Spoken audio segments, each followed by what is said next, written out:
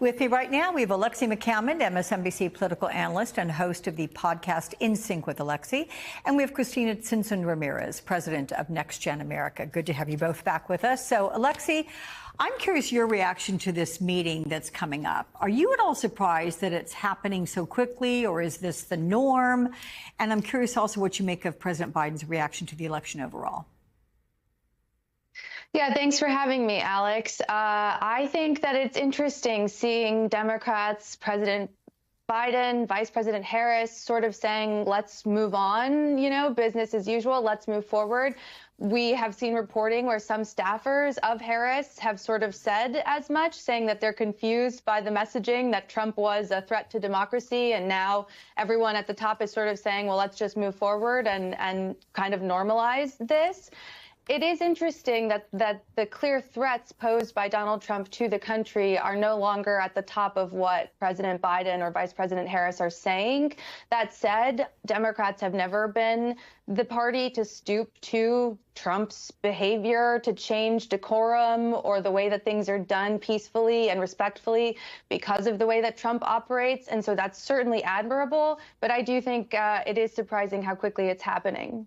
Well, I think maybe in the shock, the aftermath, or just looking at the counting of the numbers, the votes, they won fair and square. You have to give that to them.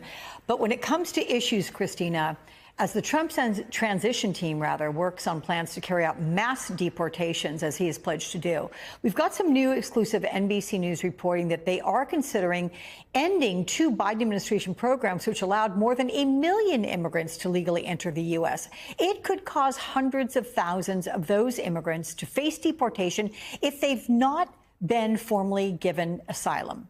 So talk about the impact of that, not only for those families, but for the country as a whole.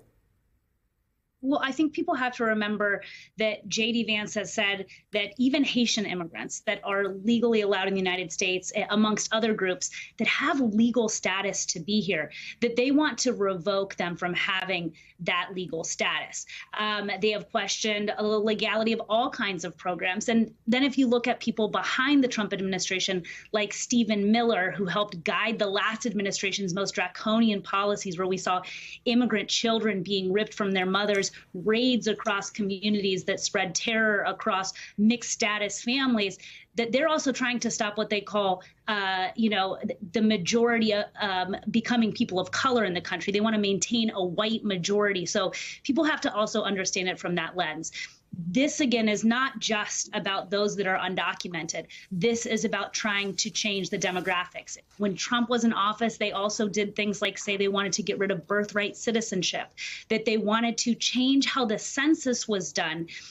So whether it's undercounting immigrants and their children in the U.S. Census, trying to shift who is legal in the United States, or going after undocumented immigrants, people in the American public need to know this is an attempt to keep a white majority by the white supremacist wing of the Donald Trump campaign and party. So that brings me to this question to you, Cristina. One of the biggest headlines of this election is Trump's gains with Latino voters, a 14-point jump from 2020. That's according to our exit polls. Why that group in particular? What did Democrats miss or take for granted, potentially? And what do they need to change in the future? Right. I think there's two components. One, a lot of Latinos are immigrants or come from immigrant families. And then other Latinos have been in the United States since the United States was even a country. But what we saw, and I can tell you, I live here in Texas, where 1 in 5 Latinos live, where they made a lot of ground.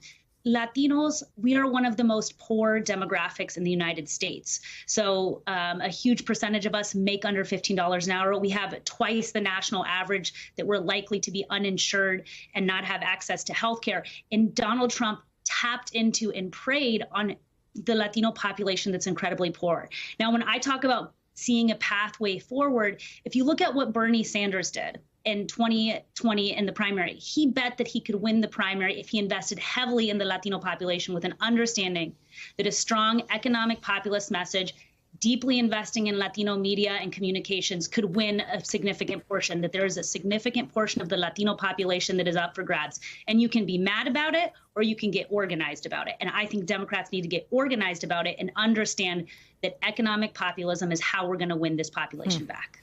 So, Alexi, white suburban women went for Republicans 53 to 46%. That is down slightly from 2020, but it's still not what Democrats are hoping for.